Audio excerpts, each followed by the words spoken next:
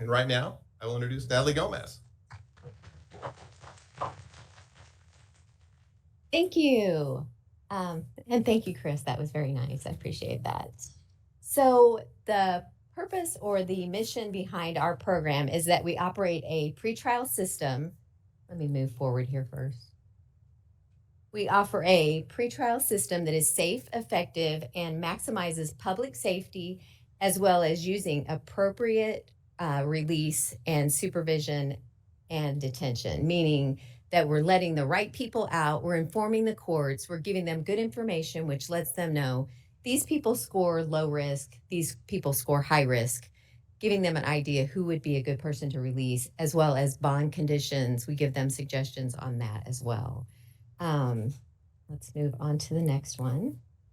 So, one of the main things we do is we provide the courts with a risk assessment, and we use the public safety assessment. We've been using that since, I think, January 15th of 2020. Chad here helped create that in our system. Thank you, Chad. Um, the PSA, we do, like, we go through the list of everyone that's been booked into the jail every morning overnight. So we look at those people, and if they're being held on a felony or misdemeanor in Greene County, we will submit a public safety assessment. What this does is it provides the court, like I said, with information about their risk if they're released pretrial. We, as you can see in the second, let me see here.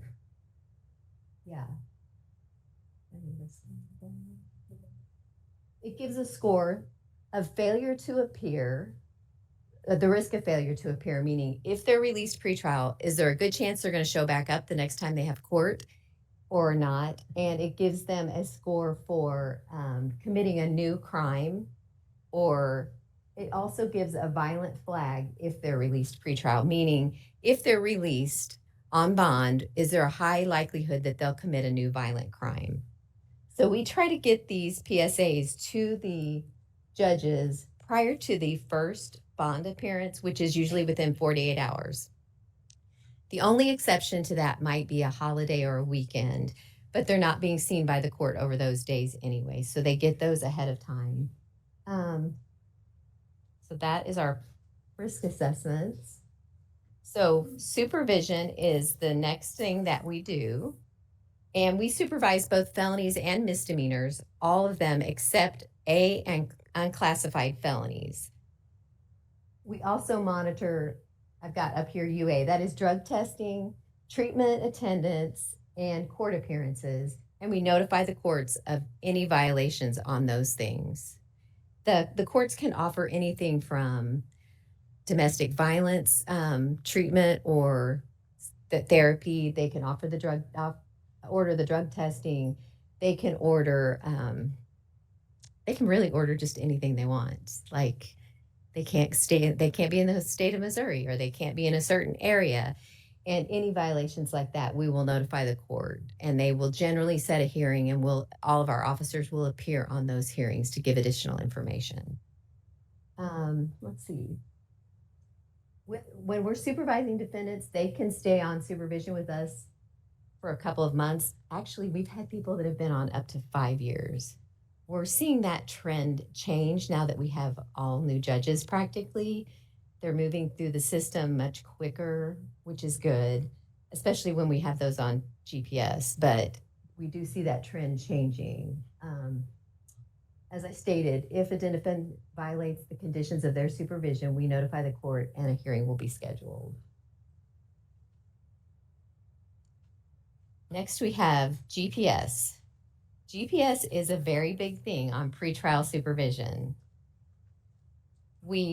This is called Global Position System, and what it does is track a person's location, and we provide this to anyone that cannot afford it within the county. The only exceptions to that would be someone that's been on GPS when we've paid for it before. If they've cut it off or if they've damaged it, we add them to a list of people that we will not offer that service to again. We contract with Court Probationary Services that's right across the street from the courthouse. They do this service for us. It costs $9 per day for the GPS monitor. It does not require that you have a phone. It also, they can create what's called an exclusion zone. We use an exclusion zone in almost all of our domestic violence cases, stalking cases, anything where there's a violent offense and a victim, you'll see an exclusion zone. What it does is it highlights that area for that person. And if they enter the exclusion zone, a 911 call is automatically made and dispatch is sent to that location to notify the victim and make sure that no one's there. I will add to that that court probationary services goes to the jail as soon as we know we're going to have someone put on GPS, and they hook them up before they're released. So they never step foot outside the jail until they have that GPS on their ankle. And it has a temperature sensor as well as an electrical sensor, which means if it's stretched or we can tell if it's not touching their leg, we're not getting that heat sensor. And we get a tamper alert on those as well. And we get those frequently. Sometimes they'll try to put objects between their leg and the GPS to try to kind of push those limits. And we always get a notification. We've seen people that have put aluminum foil around their GPS to try to block those signals, all kinds of things. But the next thing that we use often is a SCRAM, and it's an alcohol monitor system. Court Probationary Services also provides this service to us as well through contract. Each SCRAM unit costs $10 per day. It monitors alcohol consumption 24 hours a day, 7 days a week, through continuous monitoring of perspiration. The device also monitors temperature and electrical resistance, which notifies us of tampering of any kind. The defendants, this doesn't give us automatic information like the GPS does. The defendants on a SCRAM monitor go into their office once a week for a download. They send that information to their home office, and I believe it's Michigan. They send back the information, which is the only downside probably to that program, because you don't get your information immediately. And then you have to rely on them to go in once a week to do that too. But the same thing with SCRAM as for the GPS, they go to the jail and place those on before they're released from the jail. So back to the risk assessments, just to kind of let you know some of our statistics over the last few years. Well, first of all, we have two full-time risk assessment writers and one part-time. And between January and December of 2021, we submitted 1,236 risk assessments on felony cases and 457 risk assessments on misdemeanors. Then you can see in between January and November of 2022, we submitted 853 felonies and 302 misdemeanors. And lastly, between January and November of 2023, we submitted 990 felonies and 379 misdemeanors. I couldn't really tell you a lot about why those numbers have changed. They do fluctuate. There was definitely 2020 and 2021 was different for everything. We didn't have a lot of reason behind where things were changing, but I think they've somewhat leveled off where they are now. I would also say that the most common charges that we have done risk assessments on within this last year are domestic assault fourth, domestic assault second, and possession of a controlled substance. And I do know that within the last 2 years, I check this regularly, and there's always 2 domestic assaults in those top 3 charges. You'd be shocked to see how many domestic assault cases there are in the county. Then the last statistic I have there is the risk assessments that we've submitted so far this year have been 507 have been for female or male inmates and 119 for female inmates, which is a big difference. Then we've got the supervision statistics there. We have 5 officers that supervise defendants pretrial, and between January and November of 2021, we supervised 841 defendants. Between January and November of 2022, we supervised 858. And between January and November of 2023, we supervised 842 people. That it gets a little tricky because of those people, some of them may have 4 or 5 cases. So in any one day, we might be in 2 or 3 different courts on just that one person. So one person can take up a lot more time than what it seems like they would, because they'll have different requirements for different cases, different judges for different cases. And you've got to be able to keep track of all of them, because generally, if they want us in one case, the other judges want to know what's going on as well. So one person can take up a lot of time. Currently, we're supervising 375 defendants pretrial. There's 117 on GPS and 27 on Scram. And I'll tell you that those GPS clients take up a lot of time as well. Throughout the day, every day, we have the office set up so that everyone in the office gets all of the email from court probationary services. That way, if one of us is gone at the last minute, we hadn't planned for it, the rest of us get to see what's coming in on their people. And we know if there's an exclusion zone violation or if there's been a tamper of their equipment. And one of us will quickly say, I'm going to take care of this and start working on it. Because we don't want something like that to fall between the cracks just because somebody is out. So I can tell you, we get easily 225 email just on GPS clients every day, all of us. So you're sifting through those as well as the rest of your work for the day, all day, every day. The last thing I would say that we do is our office does all of the treatment court screenings for Greene County. Every Monday, Tuesday, and Wednesday morning, we go to the treatment court and we conduct all of their screenings, which can take between an hour and a half each. We do the co-occurring court, which is people with mental health issues as well as substance abuse issues, drug court, DWI court, and veterans court. We provide all of that information back to the courts, and then they make the entries on all of that information. Just in the last 3 years, our staff has done more than 558 of those screenings.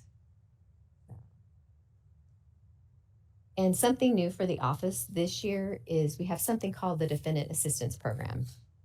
And I will just take a moment to say that the commission, as well as Chris Coulter, have really gotten behind us and supported us with this. I know that generally when people think about people that are arrested, they think they need to be in jail. We don't want them in our community. We just need to lock them up. And to be very honest with you, they're not all like that. And even the ones that are, they're going to get back out and they're going to be in our community. So what I like to tell people is, since we know they're coming back and they're going to be in your neighborhoods, maybe we should try to do what we can to help change that pattern of behavior as well as educate them so that when they come back out, maybe there's a better chance that they will do things differently. So that's how the Defendant Assistance Program came about. And what we do is we will help pay for things such as a birth certificate, a driver's license, a Missouri ID. We will help people with a Social Security card. We can send them to some people that will help them apply for Medicaid or disability. We can help with a first month's rent at a sober living facility. We really screen those carefully so that it's not people that just want out of jail, but people that want help and want to make a change. We've helped people with glasses. We've helped people with special clothing or shoes for a job. And we also have a pretty good sized clothes closet now that has like a bag that is waterproof that they can keep their things in. We have a lot of homeless people on our supervision. We've got some weatherproof blankets for those that are sleeping out on the streets when it's wet and they don't carry around soaking wet blankets. So we've done a lot of this with the help of commission allocating some money for the office to do so. I really think that it's made a big difference. You'd be surprised people's response when you say, can I take you or can I meet you at the license bureau and get you a Missouri ID? Because they're like, no one's ever offered to help me with anything like that. So, the biggest struggle is making sure they don't lose those things because, especially when they're homeless, people steal other people's things. They sleep in areas where there's lots of other homeless people. And if they aren't careful, they'll lose it quickly. We have found a place, Connecting Grounds here in Springfield, that will let them keep their items there, so that they're not lost or stolen, which is going to help, I think. And we've also connected with 3 or 4 other groups in the community that have what's called peer support specialists. And these people have gone through the criminal justice system, had drug or alcohol problems in their past and overcome those, gone through training to work with other people that have them now.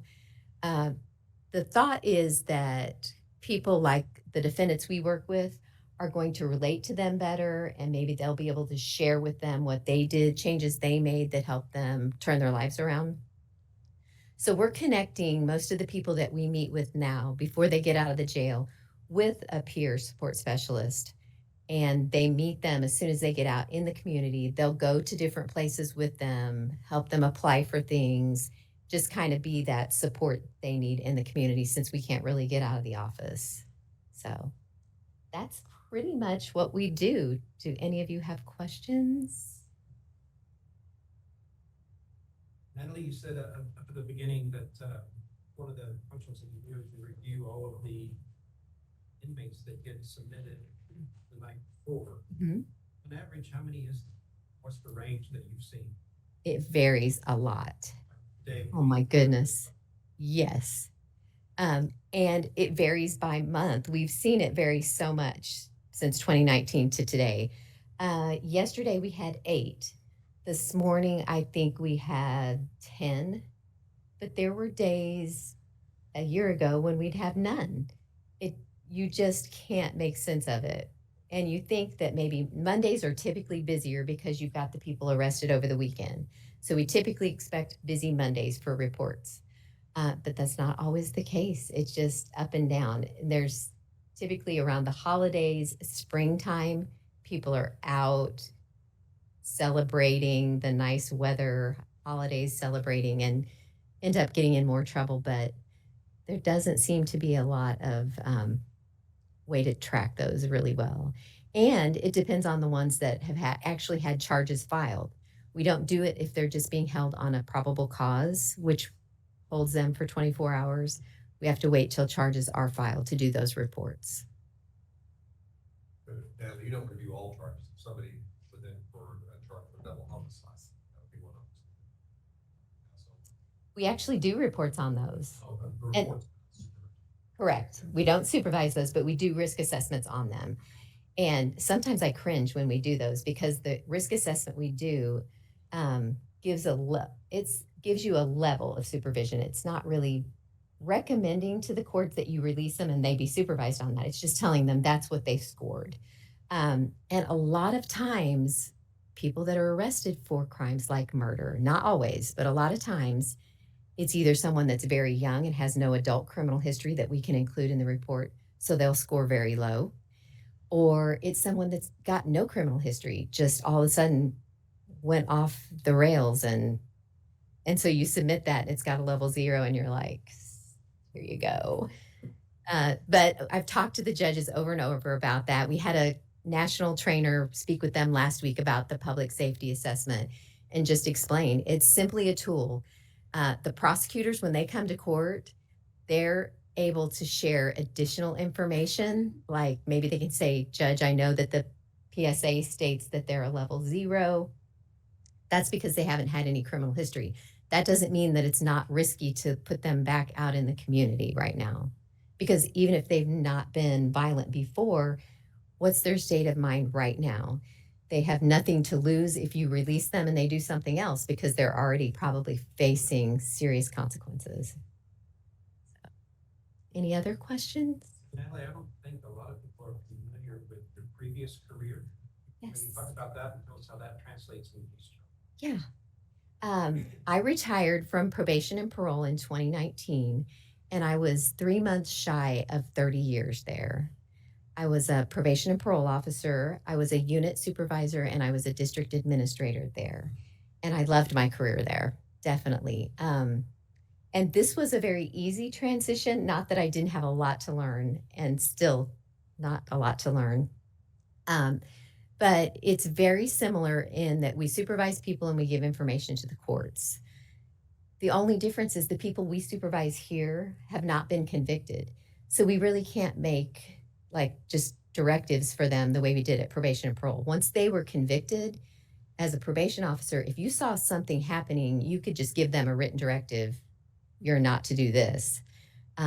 So now what we do is if we see something like that, we'll submit a memo to the judge and say, we're getting phone calls that this person is using drugs and acting erratic. If you would like for us to implement drug testing, we would be happy to do that.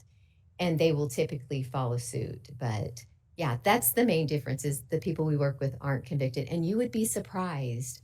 I am still surprised how many cases are dismissed that are filed. We'll supervise them for maybe 3 years, and then all of a sudden the case is dismissed, and they're like, they're done.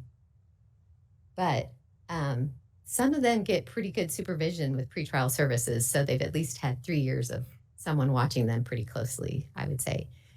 I would also add that I have a great staff. Some of you know them. Many of them came from probation and parole. There's 2 others that are retired from there.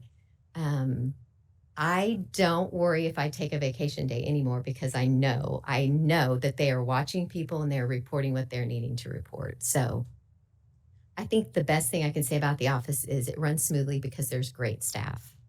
So, yes. So you're talking about taking a vacation day earlier. You said Mondays is busy because of the weekend. You talked about 275 emails coming in a day for these monitorings. Mhm. But are you guys only running the office from Monday to Friday, 8 to 5? So Yes. does that then go to another service that monitors that, or do you guys just pick up everything the next morning that happened overnight?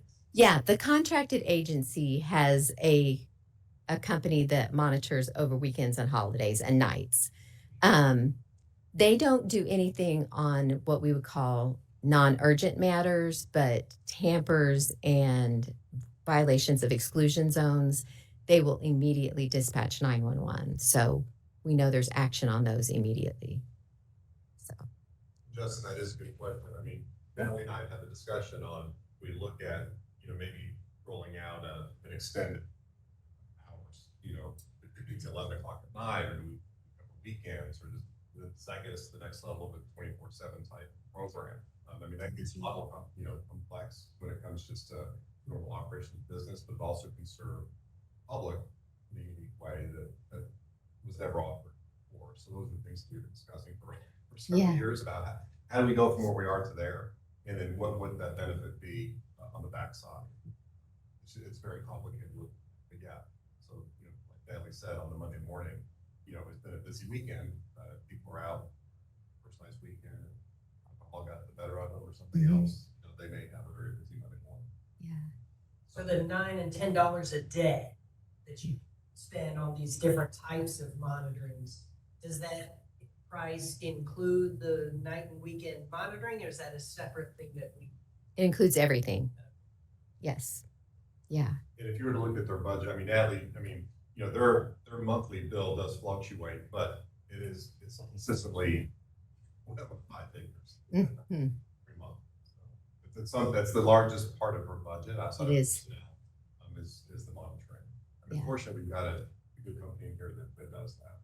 Yes. So Pretrial's been around for about 20 years at the county, and so before Natalie got here, when it was first set up, we actually here in the county either owned or leased UPSs. Our officers, that was in Office of 2, they actually did the monitoring themselves.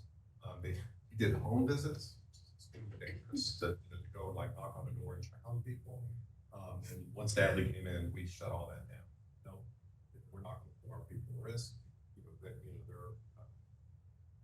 here to assist both prosecution, the defense, and the 34th Circuit, and primarily to make sure that we can better the lives of those individuals that don't need to be composting and jail, who maybe just really made a bad decision on being there. Because if you're in jail, you're not working, you're not getting paid, you're not getting paid, you can't pay rent, you can pay your apartment, and then where do you, that's what we don't want. Yeah. So, And they do, pretrial is really the big thing in the criminal justice world nationwide.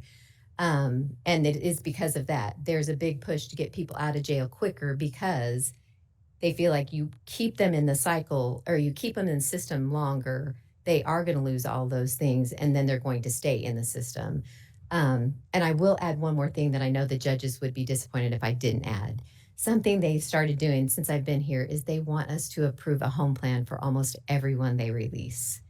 I think it just gives them a sense of another sense of safety when they do release someone, knowing they're going someplace they know of and that we've confirmed that's where they're going and that there's no one else in the home that's a convicted felon, things such as that.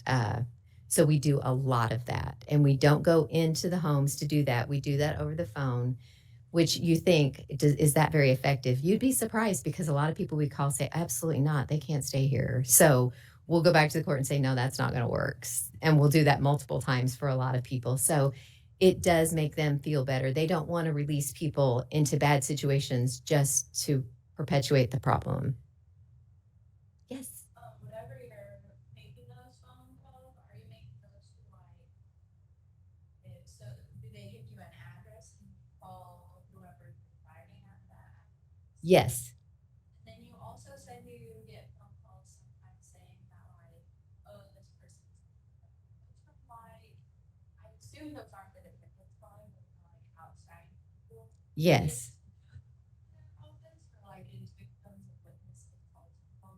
They all seem to be able to find us easily.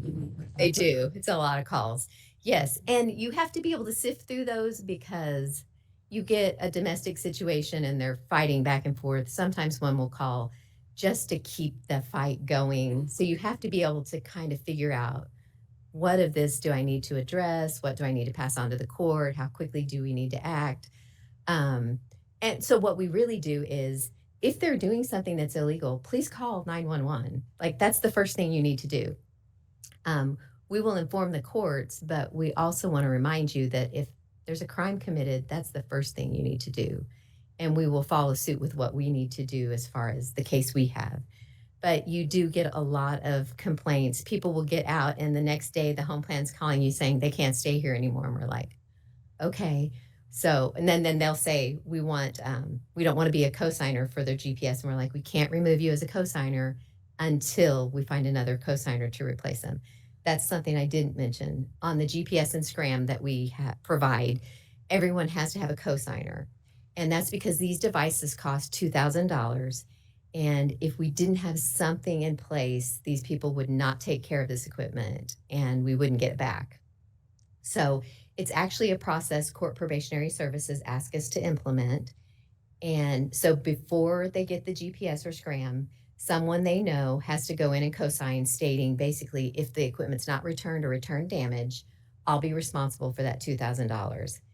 If we didn't do that, they're probably not really going to think twice about it. So we continue to remind people as we can see them kind of declining.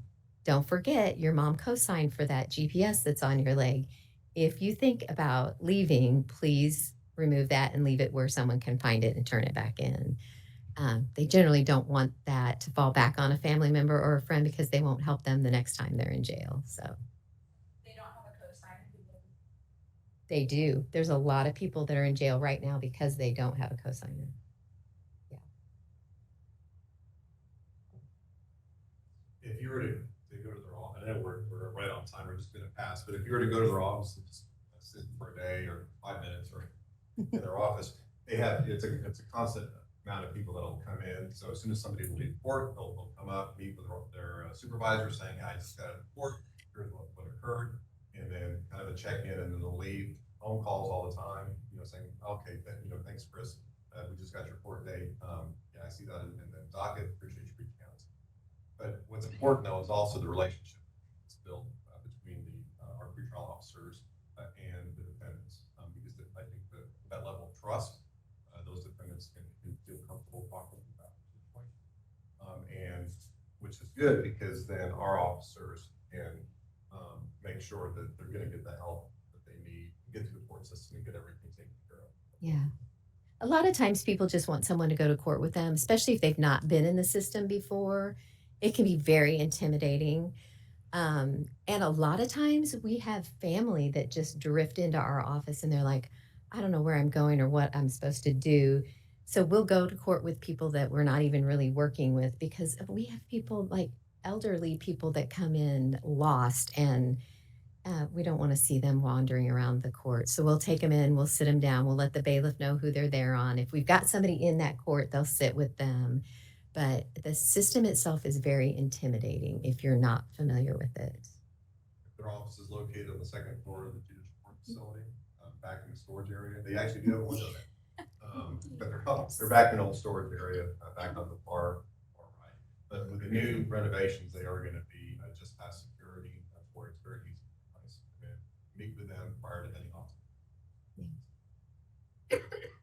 We are 3 minutes past, and I apologize for that. Any help?